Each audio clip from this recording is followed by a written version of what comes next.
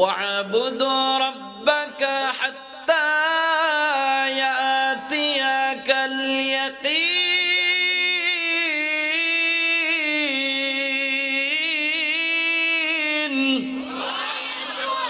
हर के दारत खौफ हक दर दिल मदागम जन्नतुल मवाद हा दूरा मकाम जुज़वा हक चीज़ मखाज इंसो जा फजले उआ मस्ते दर जुमला जहा दिल जो खाली याद हक से आई जहा খানাই শৈতাহায়ো দিল বেগুমা আওয়াজ করে বলা যাবে কি আল্লাহু আকবার। হাট চন্দ্রার মুসলমান যুবক ভাই আমার, মাইকের আওয়াজ যত দূর পর্যন্ত যায় হাতে ধরে পায়ে ধরে অনুরোধ করবো, এখনো সময় আছে। আজকের এই রাত্রটারে গনিমত মনে করে জান্নাতের বাগানে আইসা বৈশা যাও। বলা যায় না আজকের এই মাহফিল জানি কার জীবনের শেষ মাহফিল হয়ে যায়, ঠিক কিনা বলি। আল্লাহ বলে গোলাম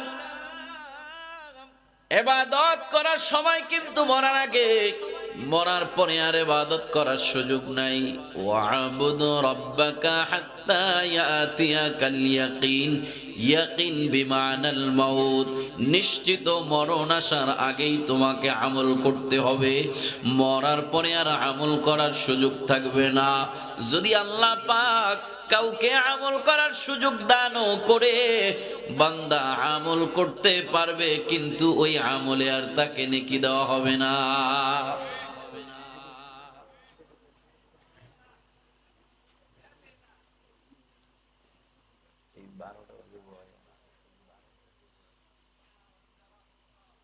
আমাদের একজন আকাবির উদাহরণ দিতে যায় হাকিমুল উম্মাত মুজাদ্দিদুল মিল্লাত আশরাফ আলী থানভী রাহমাতুল্লাহি আলাইহি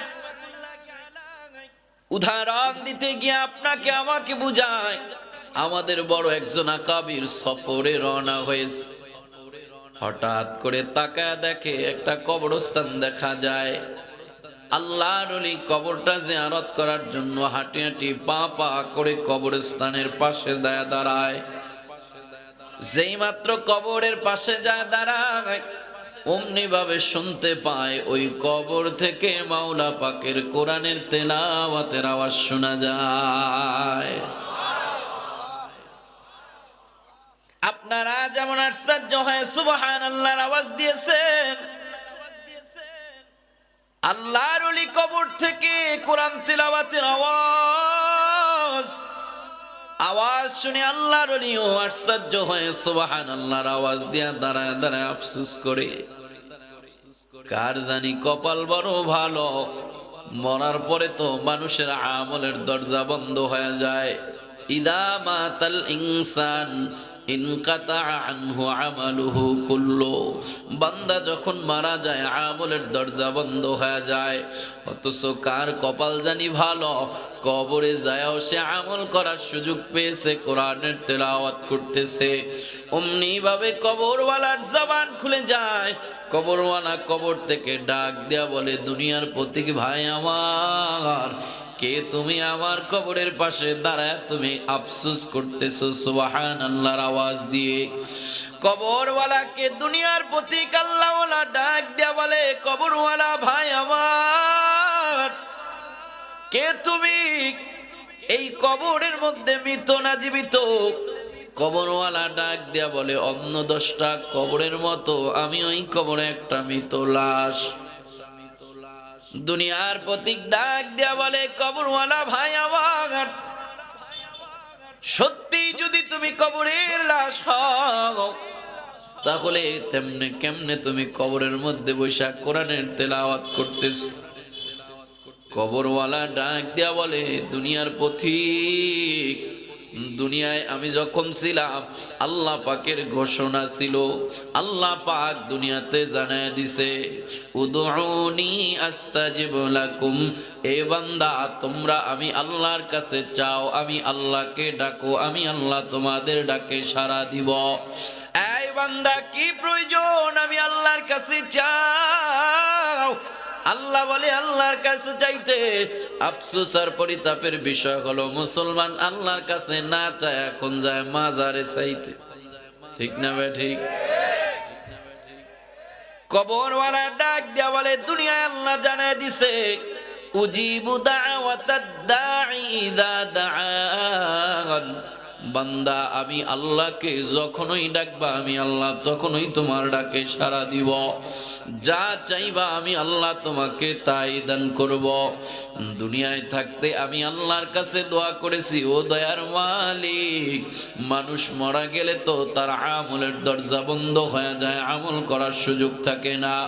ও দয়ার মালিক আল্লাহ, আমিও তো একদিন কবরের বাসিন্দা হয়ে যাইব, আল্লাহ আমারও তো আমলের দরজা বন্ধ হয়ে যাবে। তবে আল্লাহ তোমার কাছে আমি একটা জিনিস চাই, দুনিয়াতে বসে বসে আমি কোরআনের তেলাওয়াত করে করে কোরআনের সাথে বড় সম্পর্ক হয়ে গেছে, কোরআনের সাথে আমার বড় সম্পর্ক হয়ে গেছে মালিক।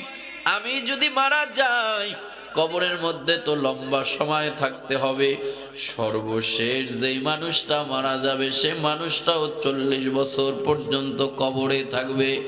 ও দয়ার মালিক আল্লাহ, দীর্ঘ এই লম্বা সময়টা কবরের মধ্যে থাকবো, ও আল্লাহ আমি মরে গেলে কবরের মধ্যে আমারে তোমার কোরআন তেলাওয়াত করার সুযোগ দান করিও।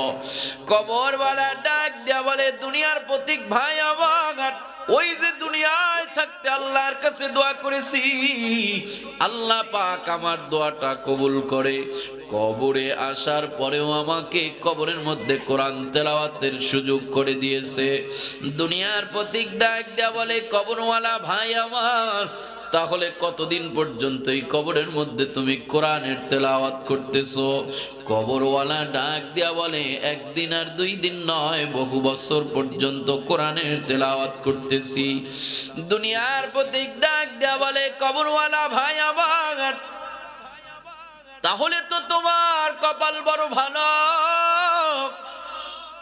এত বছর পর্যন্ত যদি তুমি কোরআনের তেলাওয়াত করো, মরার পরেও তাইলে তোমার আমল নামায় কতগুলো কোরআন তেলাওয়াতের নেকি হয়ে গেছে।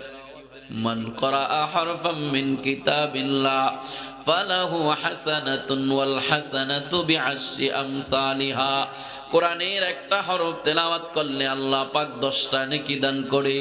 ওই জায়গায় এত বছর পর্যন্ত তুমি কবরে বসে বসে কতগুলো নেকি তোমার আমল নামায় জমা ফলাইছ। কবরওয়ালা ডাক দেয়া বলে, দুনিয়ার প্রতীক ভাই আমার, তাই যদি হয় তাহলে আমার এত বছরের কোরআন তেলাওয়াতের নেকিগুলো তুমি নিয়ে যাও, আর তুমি যে দুনিয়ায় থাইকা আমার কবরের পাশে দাঁড়া একবার সুবহানাল্লাহর আওয়াজ দিয়েছো, ওই সুবহানাল্লাহর আওয়াজটা তুমি আমাকে দিয়া দাও। কবরওয়ালা ভাই আমার, দুনিয়ায় কবরের মধ্যে মানুষ বড় অসহায়, ওই সময় মানুষের বড় নেকির প্রয়োজন। এই কবরওয়ালা ভাই, ওই অসহায় অবস্থায় থাইকাও তুমি কেন আমাকে এতগুলো নেকি দিয়া দিতে চাও? কবরওয়ালা ডাক দেয়া বলে, রে দুনিয়ার পথিক, তোমার এই ভুল ভাঙার জন্য আল্লাহ পাক আমার জবান খুলে দিয়েছে তোমার সাথে কথোপকথন করার জন্য।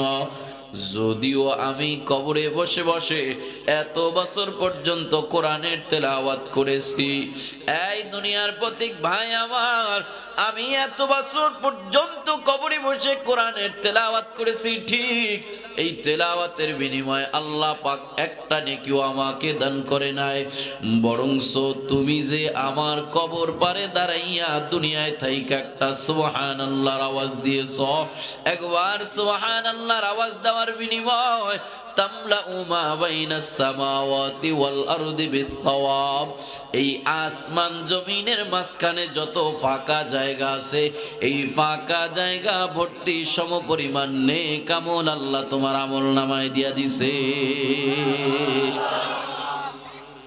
হাট চন্দ্রার মুসলমান, বয়ান বুঝে থাকলে বলেন সুবহানাল্লাহ, আলহামদুলিল্লাহ, আল্লাহু আকবারের আওয়াজ আমরা কবে দিব? মরার আগে না পরে? নামাজি আমরা কবে হব? মরার আগে না পরে? রোজা কবে থেকে রাখবো? মরার আগে না পরে? মিথ্যা কথা কবে থেকে ছাড়বো? মরার আগে না পরে? বিড়ি কবে খাবো? মরার আগে না পরে? পরে তাও খাইতে হইব, না খাইলে হয় না। এটা আগেও না পরেও না, খাওয়াই যাইব না। আল্লাহ আমাদের সবাইকে মরার আগেই আমলের জিন্দেগি তৈরি করে কবরে যাওয়ার তৌফিক দান করুক। জোরে বলেন আমিন।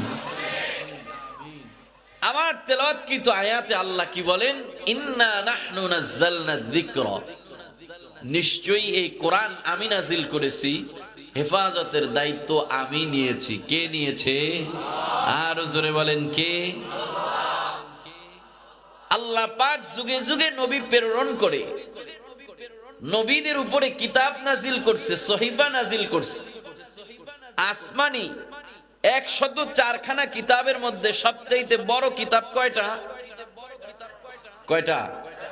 জোরে বলেন। কি কি? মাশাআল্লাহ, তাওরাত, জাবুর, ইনজিল। তাওরাত আল্লাহ নাজিল করছে, জবুরও আল্লাহ নাজিল করছে, ইনজিলও আল্লাহ নাজিল করছে, কোরআনও আল্লাহ নাজিল করছে। কিন্তু তাওরাতের ব্যাপারে আল্লাহ বলেন নাই তাওরাত আমি নাজিল করছি, হেফাজতের দায়িত্ব আমি নিয়েছি। ইনজিলের ব্যাপারে আল্লাহ বলেন নাই ইনজিল আমি নাজিল করছি, হেফাজতের দায়িত্ব আমি নিয়েছি। কিন্তু কোরআনের বেলায় আল্লাহ বলেন কোরআন আমি নাজিল করছি, হেফাজতের দায়িত্ব আমি নিয়েছি। সুবহানাল্লাহ, জোরে কর। তাওরাতের বেলায় কেন বললো না? জবুরের বেলায় কেন বললো না? ইনজিলের বেলায় কেন বললো না? কোরআনের বেলায় আল্লাহ কেন বললো যে কোরআন আমি নাজিল করেছি, হেফাজতের দায়িত্ব আমি নিয়েছি? যে জিনিস দামি ওই জিনিসের হেফাজতের প্রয়োজন হয়, ঠিক কিনা বলে? তাহলে বোঝা গেছে তাওরাত, জবুর, ইনজিলের মোকাবেলায় কোরআনটা দামি। সুবহানাল্লাহ কইন। এত আস্তে কইলে মহিলারা শুনবো, আস্তে কোন সুবহানাল্লাহ। কি মুশকিল, আস্তে কইলে কোন, জোরে জোরে কইলে কোন, আস্তে জোরে কোন মিয়া সুবহানাল্লাহ। এবার আসুন কোরআনটা তাওরাত, জবুর, ইনজিলের মোকাবেলায় কেমন দাম। তাওরাত আল্লাহ পাকের কিতাব, নাম হইল কিতাবুল্লাহ। জবুর আল্লাহ পাকের কিতাব, নাম হইল কিতাবুল্লাহ। ইনজিল আল্লাহ পাকের কিতাব, নাম হইল কিতাবুল্লাহ। কিতাব মানে কিতাব, আল্লাহ মানে আল্লাহ, কিতাবুল্লাহ মানে আল্লাহর কিতাব বা আল্লাহর বই। জবুর আল্লাহ পাকের কিতাব, তাওরাত আল্লাহ পাকের কিতাব, ইনজিল আল্লাহ পাকের কিতাব। এই তিনটার নাম হলো কিতাবুল্লাহ। কোরআন ও আল্লাহ পাকের কিতাব, এটার নাম যেমন কিতাবুল্লাহ, তেমনি আবার আরেকটা নাম হলো কালামুল্লাহ। কালাম মানে কথা, আল্লাহ মানে আল্লাহ, কালামুল্লাহ মানে হলো আল্লাহর পবিত্র জবানের কথা। তার মানে তাওরাত, জবুর, ইনজিল এই তিনটা কিতাবের যে মর্ম অর্থ রয়েছে, এই মর্ম অর্থটা আল্লাহ পাকের শব্দগুলো আল্লাহ পাকের না। অর্থাৎ আল্লাহ পাক যেই নবীর উপরে তাওরাত নাজিল করেছেন, যেই নবীর উপরে জবুর নাজিল করেছেন, যেই নবীর উপরে ইনজিল নাজিল করেছেন, ওই উম্মতের জন্য যেই হুকুম আল্লাহ পাক নির্ধারণ করবেন, আল্লাহ পাক ওই নবীর অন্তরের ভিতরে ওহী হিসাবে ঢেলে দিয়েছেন। ওই নবীর জবানে তার ভাষায় সেই হুকুমটা উম্মতের জানায় দিয়েছেন। ওটা তাওরাত হয়ে গেছে, ওটা জবুর হয়ে গেছে, ওটা ইনজিল হয়ে গেছে। যেমন ধরেন আমাদের নবীর হাদিসগুলোকে, আমাদের নবীর হাদিস যেটা আছে ওটা আমার নবীর পবিত্র জবানের কথা, কিন্তু অর্থ আর আদেশ হলো আল্লাহ পাকের। আর কোরআন যেটা আছে, কোরআনটার নাম হলো কালামুল্লাহ। কালাম মানে হলো কথা, আল্লাহ মানে হলো আল্লাহ, কালামুল্লাহ মানে হলো আল্লাহর কথা। অর্থাৎ এই 30 পারা কোরআন যেটা আমরা দেখতেছি, এই 30 পারা কোরআনটার অর্থ এবং শব্দ উভয়টাই আমার মালিকের পবিত্র জবানের কথা। তার মানে যদি এই জামালপুরের একটা মানুষ কোরআনুল কারীমের 114টা সূরা থেকে যে কোনো একটা সূরার একটা আয়াত তেলাওয়াত করে, যদি মানুষ আপনার এই ময়দান থেকে হোক, সে যে কোনো বংশের, সে কোনো বর্ণের, বান্দা যখন বলবে আলহামদুলিল্লাহ রাব্বিল আলামিন, যে কথাটা আমার মালিকের পবিত্র জবানে উচ্চারণ হয়েছে, ওই কথাটাই এখন আপনার জবানে আবার উচ্চারণ হলো সুবহানাল্লাহ। এজন্য হাদিসের মধ্যে এসেছে, যখন ওই দুনিয়ায় কোনো কারি কোরআনের তেলাওয়াত করে, তার জবান থেকে কোরআনের তেলাওয়াত বের করে, সাথে সাথে আল্লাহ পাকের ফেরেশতারা তার জিহ্বাটার মধ্যে চুমু খায়। কারণ যেই কথাটা তার জিহ্বা অতিক্রম করে বের হইতেছে, এই কথাটা তার কোনো কথা না, এই কথা হলো আমার মালিকের পবিত্র জবানের কথা। এই কালামে জিন্দা কুরআনে হাকিম, হিকমতে উলায়া জানস্ত কদিম, জামিউল ইলমি ফিল কুরআনে হাকিম, تقاصرت عنه أفهام الرجال، بقى قرآن كلام الله بشونو، قديم استی نئینو। আওয়াজ করে বলা যাবে কি আল্লাহু আকবার? তাহলে তাওরাত জবুর ইনজিলের নাম হইল একটা, কিতাবুল্লাহ, আর কোরআনের নাম হইল দুইটা, কিতাবুল্লাহ এবং কালামুল্লাহ। নামের দিক থেকেও কোরআনটা দামি হয়ে গেছে। যে জিনিস দামি হয় ওই জিনিস হেফাজতের প্রয়োজন হয়। এবার আসেন মর্যাদার দিক থেকে, কোরআন এবং কোরআনটা তাওরাত জবুর ইনজিলের মোকাবেলায় কেমন দাম। যেই আসমানি কিতাব, যেই তাওরাত আছে, এই তাওরাতের একটা আয়াত দুনিয়ার 7 আসমান 7 জমিনকে যদি এক পাল্লায় রাখা হয়, তাওরাতের একটা পৃষ্ঠা যদি এক পাল্লায় রাখা হয়, তাহলে তাওরাতের একটা পৃষ্ঠা দুনিয়ার 7 আসমান 7 জমিনের মোকাবেলায় ভারী হয়ে যাবে। তাওরাতের একটা পৃষ্ঠা 7 আসমান 7 জমিনের মোকাবেলায় ভারী হবে। এবার পুরা তাওরাত একটা কিতাবকে যদি রাখেন, 7 আসমান 7 জমিনের মোকাবেলায় ভারী হয়ে যাবে। অনুরূপ ভাবে আপনি ইনজিলটাকে যদি রাখেন, তাওরাত যেমন 7 আসমান 7 জমিনের মোকাবেলায় ভারী হয়ে গেছে, ইনজিলটাও 7 আসমান 7 জমিনের মোকাবেলায় ভারী হয়ে যাবে। জবুরটাও 7 আসমান 7 জমিনের মোকাবেলায় ভারী হয়ে যাবে। তাইলে 7 আসমান 7 জমিনের চাইতে তাওরাত জবুর ইনজিলটা অনেক দামি। এবার আসেন তাওরাত আর জবুর আর ইনজিলটাকে কোরআনের মোকাবেলায় ওজন করা হোক। যেই তাওরাত 7 আসমান 7 জমিনের মোকাবেলায় ভারী হয়ে গেছে, ওই তাওরাত রাখেন এক পাল্লায়। যেই জবুর 7 আসমান 7 জমিনের মোকাবেলায় ভারী হয়ে গেছে, ওই জবুরটাকেও রাখেন একই পাল্লায়। যেই ইনজিল 7 আসমান 7 জমিনের মোকাবেলায় ভারী হয়ে গেছে, ওই ইনজিলকেও রাখেন এক পাল্লায়। অর্থাৎ একই পাল্লার মধ্যে আপনি তাওরাত রাখেন, একই পাল্লার মধ্যে আপনি জবুর রাখেন, একই পাল্লার মধ্যে আপনি ইনজিল রাখেন। যেই 7 আসমান 7 জমিনের মোকাবেলায় ভারী হইছে, ওই একই পাল্লার মধ্যে আপনি 7 আসমান 7 জমিনকেও রাখেন। শুধু 7 আসমান 7 জমিন নয়, আল্লাহ পাকের আরশ, আল্লাহ পাকের লৌহ, আল্লাহ পাকের কুরসি, আল্লাহ পাক দুনিয়াতে যত মাখলুক বানাইছে, অসংখ্য অগণিত মাখলুক, সমস্ত মাখলুক মানব দানব সব রাখেন এক পাল্লায়।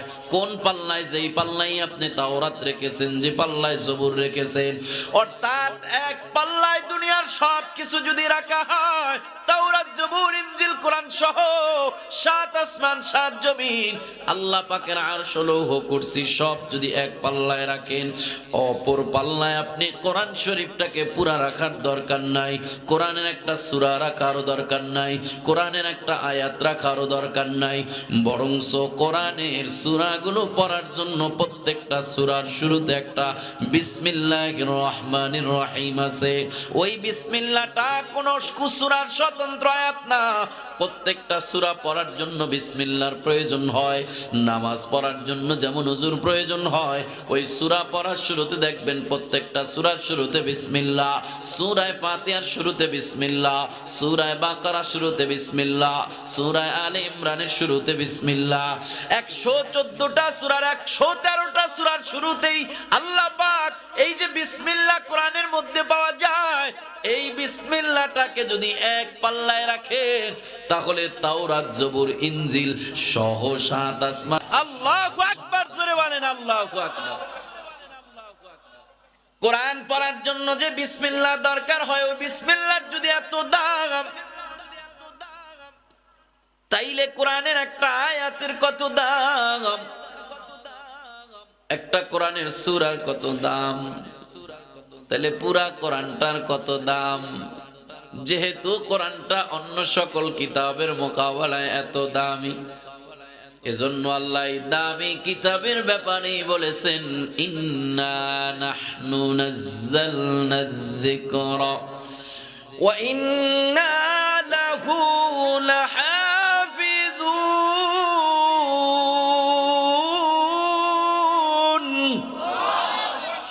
যেহেতু এই কোরআনটা বড় দামি, আর দামি জিনিসকে হেফাজতের প্রয়োজন হয়।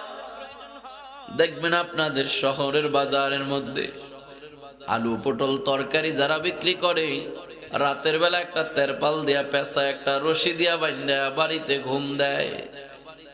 আর যাদের স্বর্ণের দোকান রয়েছে, ওই স্বর্ণের দোকানগুলোর মধ্যে অনেক লকার থাকে, মজবুত লকার, ওই লকারের মধ্যে স্বর্ণ ঢুকায়, এরপরে একটা তালা মারে, ওটারে আবার আরেকটা লকারের মধ্যে ঢুকায়, ওটারে আবার আরেকটা লকারের মধ্যে ঢুকায়। এইভাবে হেফাজত করতে করতে করতে করতে মেইন গেটে বড় একটা কেসি গেট লাগায়া ওটার মধ্যে আবার 4-5টা তালা মারে, আছে না নাই? কয় আলু পটল তরকারির মোকাবেলায় স্বর্ণ যেমন 1000 গুণে দামি, তাওরাত জবুর ইনজিলের মোকাবেলায় আল্লাহ পাকের কোরআনটা 1,00,000 কোটি গুণে দামি। এজন্য দামি জিনিসের এই হেফাজতের প্রয়োজন হয়। আল্লাহ এজন্য কোরআনের বেলায় বলেছেন ইন্না নাহনু নাযালনা যিকরা ওয়া ইন্না লাহু লাহাফিজুন।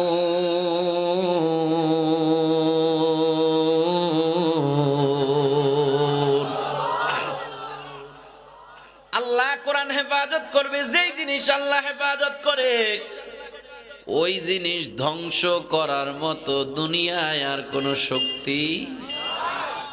এজন্য কোরআনের বাতি নিবানের জন্য দুনিয়াতে কম মানুষ চেষ্টা করে নাই, কেউ পারছেনি।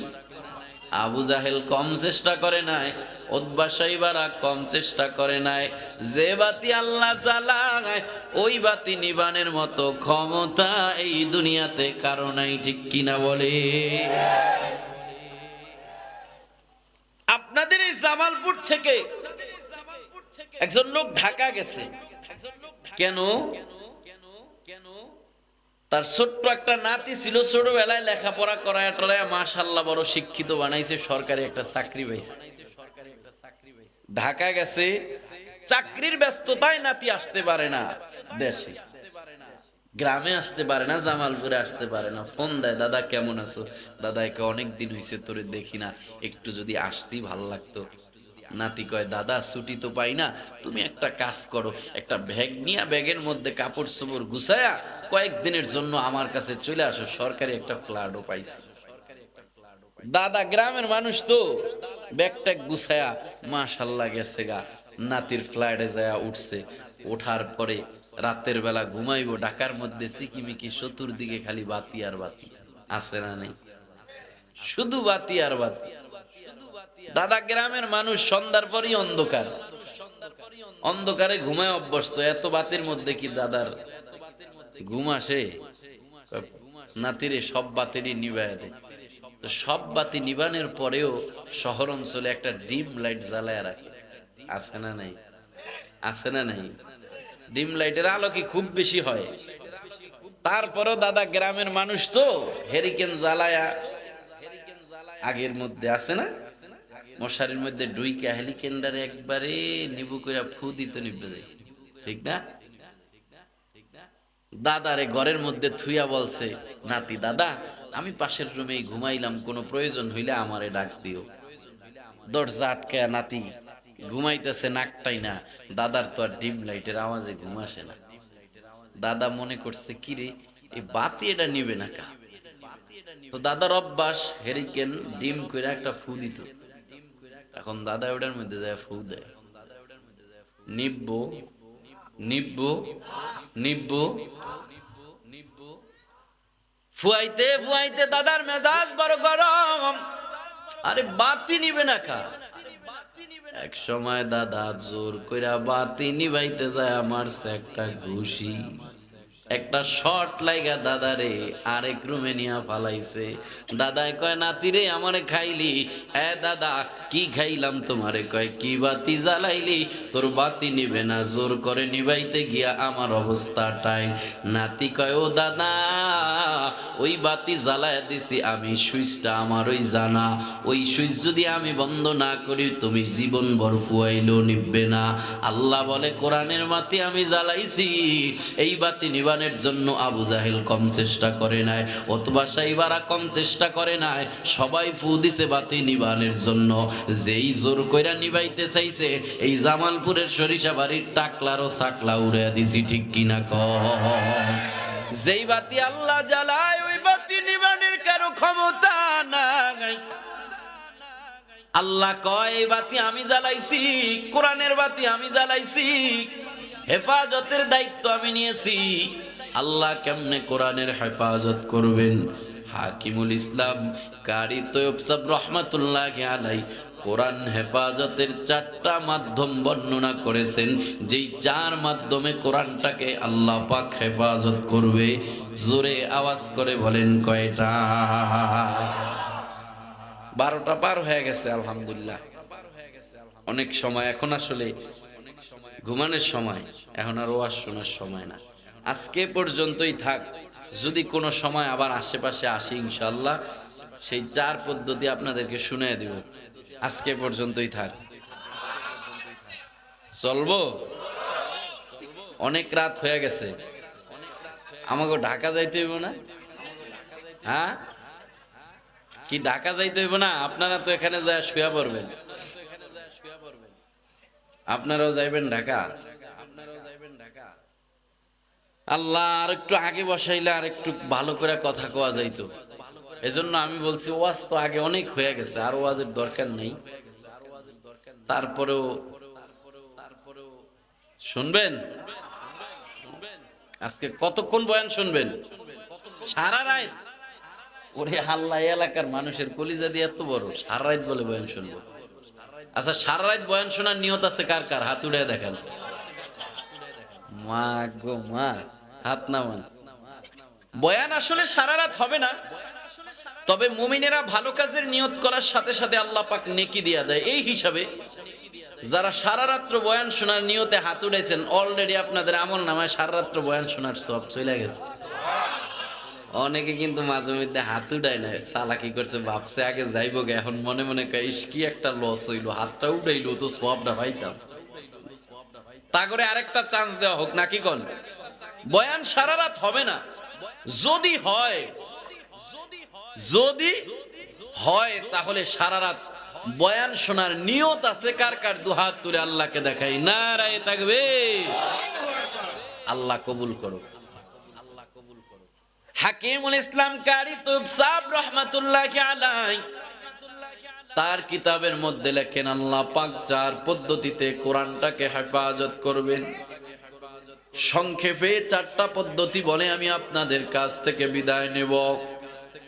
1 নম্বর পদ্ধতি, কারি তৈয়ব সাহেব রহমাতুল্লাহি আলাইহি তার কিতাবের মধ্যে লেখেন, এক নম্বর পদ্ধতি আল্লাহ পাক যেভাবে কোরআনটাকে হেফাজত করবেন, আল্লাহ পাকের আরশে আজিমের উপরে আল্লাহ পাক একটা পাহাড়ের শহর বানাইছেন, যেটার নাম হলো কাফ শহর।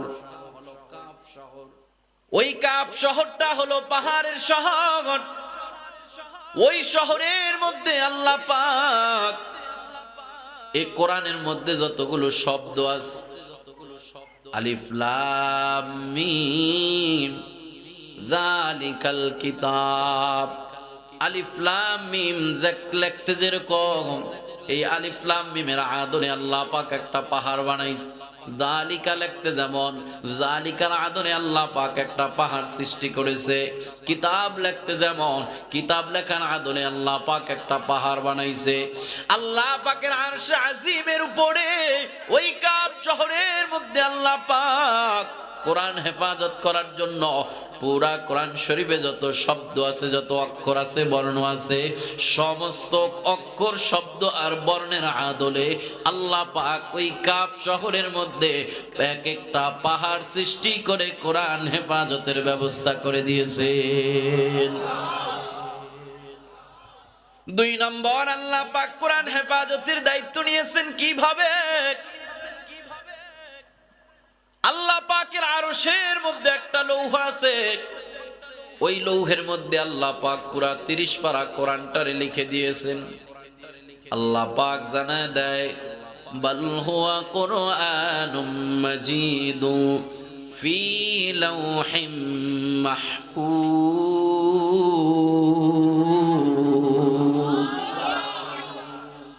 আল্লাহ বলে এই কোরআনকে আমি ওই লৌহ নামক তখতার মধ্যে আমি আল্লাহ পুরা কোরআন শরীফটারে ওই জায়গায় লিখে আল্লাহ পাক কোরআন হেফাজতের ব্যবস্থা করে নিয়েছেন। 3 নম্বরে আল্লাহ পাক কোরআন হেফাজতের ব্যবস্থা কেমনে করেছেন? আল্লাহ পাক দুনিয়াতে অসংখ্য অগণিত ফেরেশতা সৃষ্টি করেছেন। ফেরেশতার সৃষ্টির সংখ্যা কেউ জানে না। এর মধ্যে 4টা বড় বড় ফেরেশতা আল্লাহ পাক সৃষ্টি করেছেন, হযরতে জিবরাইল আলাইহিস সালাম, হযরতে ইসরাফিল আলাইহিস সালাম, হযরতে আজরাইল আলাইহিস সালাম, হযরতে মিকাইল আলাইহিস সালাম। 4 বড় বড় ফেরেশতার মধ্যে একজন ফেরেশতার নাম হলো মিকাইল। ওই মিকাইল ফেরেশতাটাকে আল্লাহ পাক কত বড় বানাইছে?